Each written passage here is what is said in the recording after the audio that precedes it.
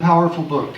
She calls on each of us to claim our personal and spiritual power and to rise like the great spiritual leaders throughout time, to live in resistance to the beast of empire, greed, and injustice. She's a thoughtful and heartful speaker, one who walks her talk. She was recently arrested at Beale Air Force Base for protesting this government's illegal wars and its use of drones.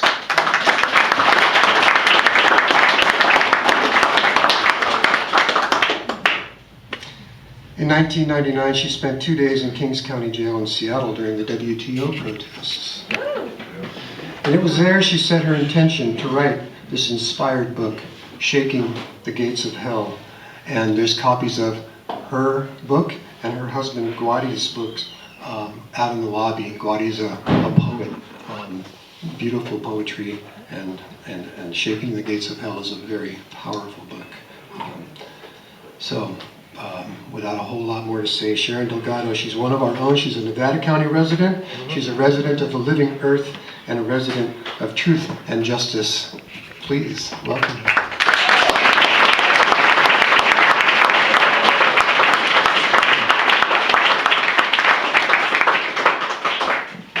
Hi, everyone. Is that on? Wow. Cord off first. All right, why don't you leave that one? I'll just turn hers up. Well, done. Got it now. Get this out of here. That's Okay, thank you. Wonderful music. Thank you. That was wonderful. Wow. Tears in my eyes. It's wonderful to be here with all of you today. I am so glad to be a part of this community and extended community. Welcome to Cindy, to others who come a distance. I am blessed to be a part of a community of people who are passionate and willing to take action on peace. I and my husband Gwadi raised our kids here in Nevada City.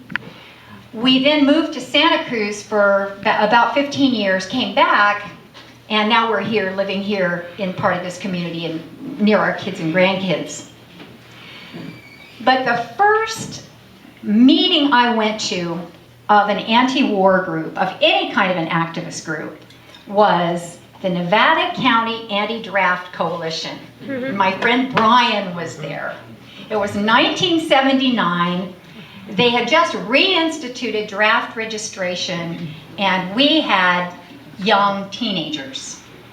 Right, Brian. All right. Yeah, yay, Brian. Brian Fry, my longtime friend ever since.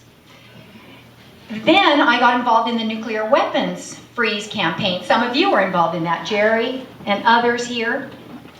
I got involved in working for peace because of my concern for my children. My faith also motivated me. My first time ever arrested was at the Nevada test site. It was on a Good Friday. We had a big rustic cross, we had prayers and songs, and then we walked over to the barbed wire fence and lifted the strands of barbed wire through each other and went through and walked off, spread in different directions, and walked as far as we could until we were arrested at the test site. That was the early 1980s. My faith has motivated me to take action for peace. I don't always talk about my faith, but you happen to get me today on Palm Passion Sunday. It is the Sunday before Easter. And so this is the first day of Holy Week. So I have to at least talk for a few moments about how my faith motivates me. And especially because so often Christianity is used as a support for empire and as a religion that supposedly is the only way and is used in such a way that so alienates people and works in the opposite way that Jesus worked. Yeah.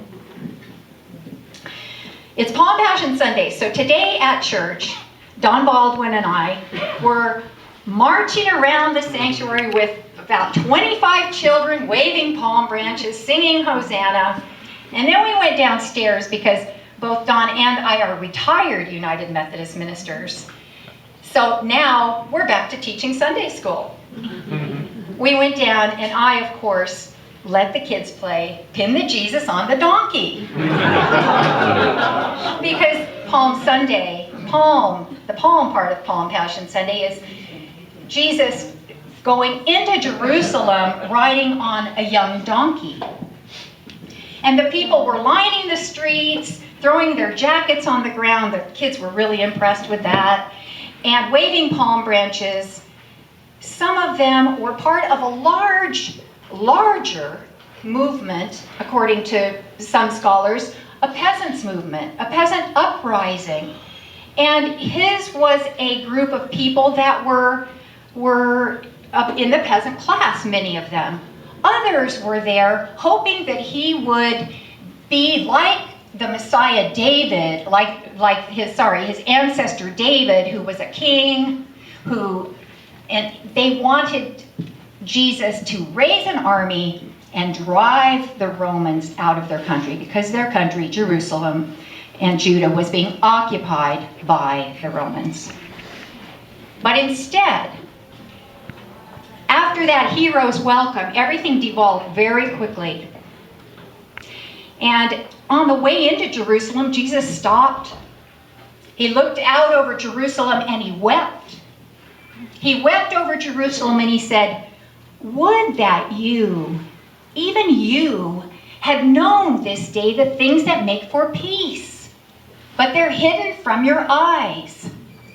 And he warned the people and he said, if they don't turn around, if they don't change, their children, their grandchildren, and their great-great-great-grandchildren are going to face disaster.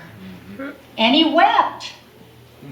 I feel that way sometimes. I look out at the future.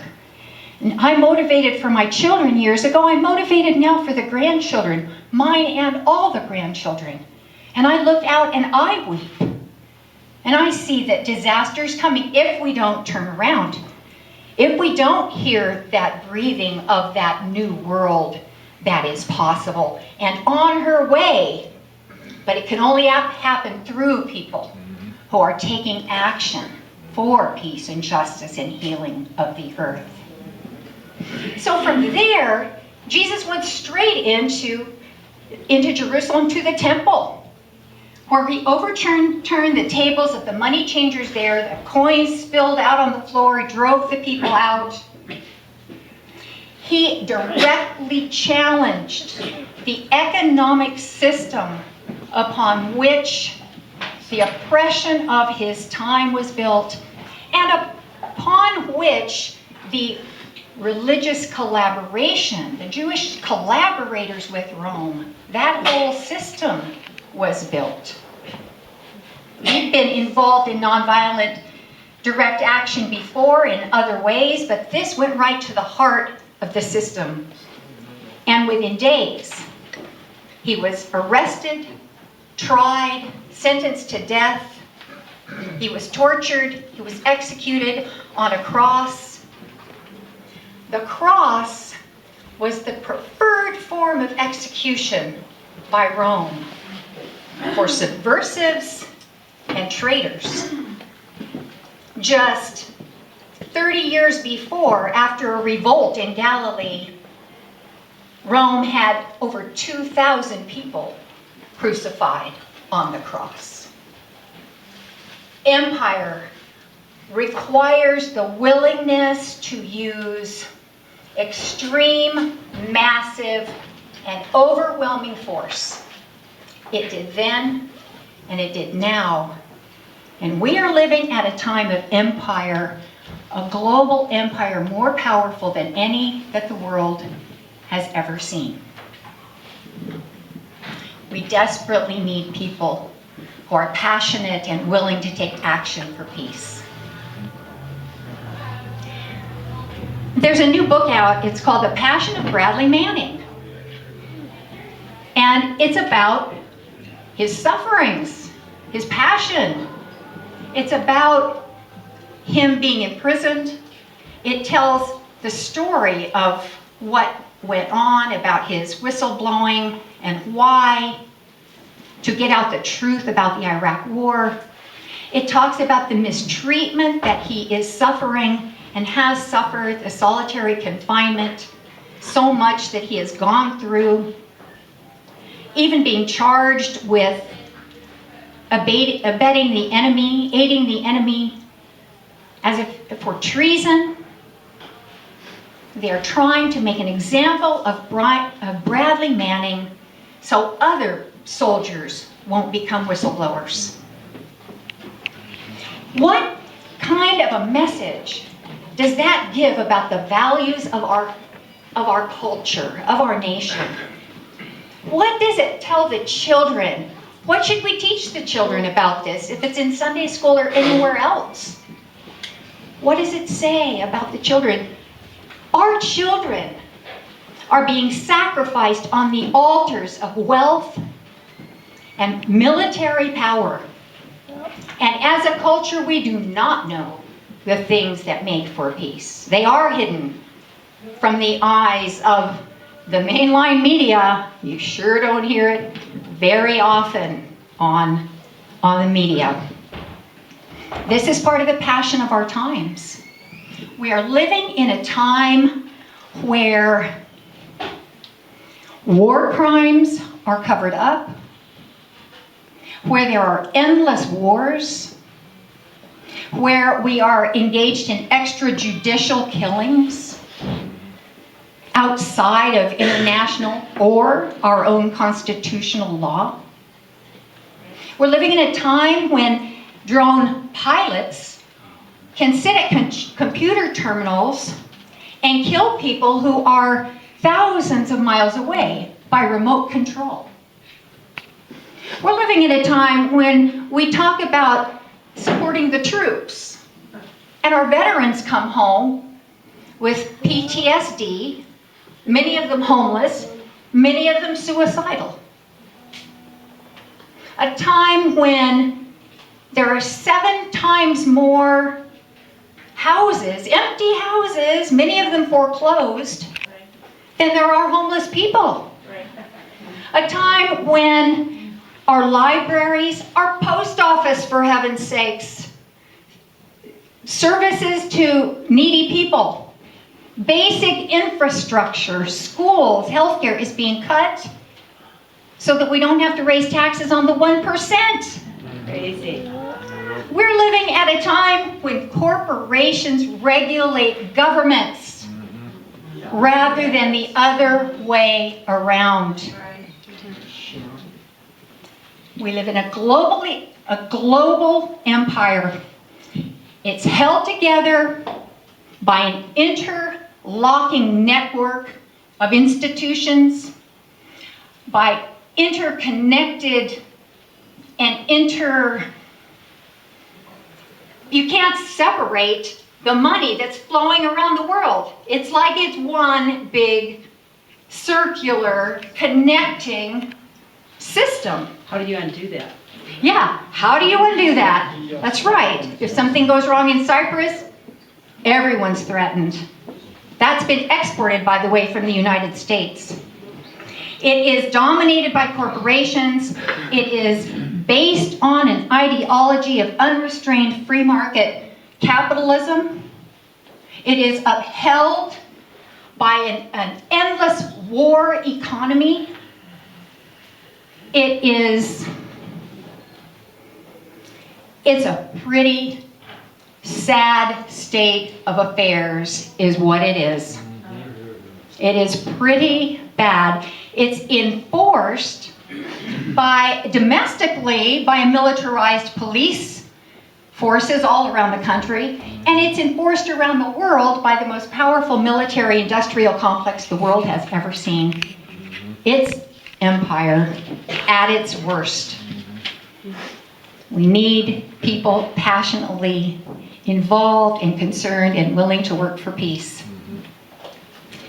And I'm so glad that we have Cindy Sheehan here today to talk with us. Cindy has gone through her own passion her own suffering. What can be worse than losing your child, your son, her son Casey? There are so many military families who have lost family members. So many people suffering, the people of Iraq and Afghanistan and Pakistan who've lost family members, not to mention all the disabled people, both in our country and other countries where we've been involved. But also, Cindy's passionate about peace.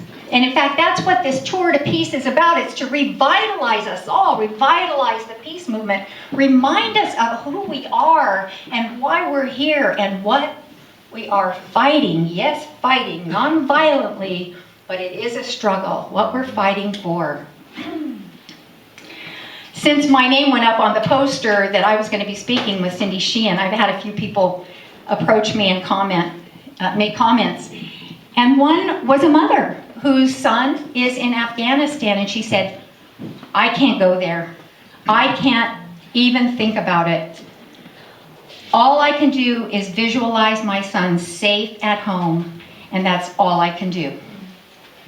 And I can totally understand how she's feeling.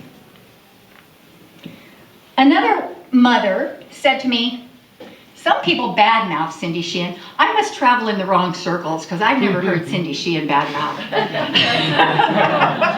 Or the right circles. Right. But she said, but you know what? I support everything she does.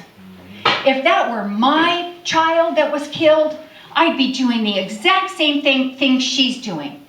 And then she said, I'm Cindy Sheehan. There's no openings.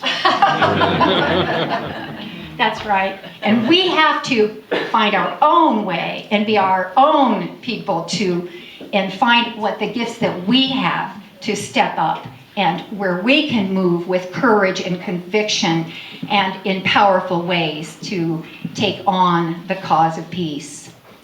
And there are many things that we can do, and I know we're going to hear from Cindy some of those things, and we can support the Tour to Peace, and there are a variety of ways that we can do that, including financially, and I know there are bike riders who've been riding and people walking, and it's a great movement that's getting started and a great event, so I'm really glad that we're all here today. It's Palm Passion Sunday, but Easter is coming. You can believe in the resurrection or not. You can take it literally or not. I like to think about it in the terms of Archbishop Oscar Romero from El Salvador. He spoke to the death squads in a national radio broadcast, a broadcast that went out to everyone in the country, but to the death squads in particularly. He spoke to his brothers, and he called on them to lay down their arms. Lay down your arms. And within just a few days later, he was assassinated while serving Holy Communion. But before that, he'd received death threats and death threats and death threats. And he said, if they kill me, I will rise in the Salvadoran people. We, the people, will rise. We are rising. Thank you.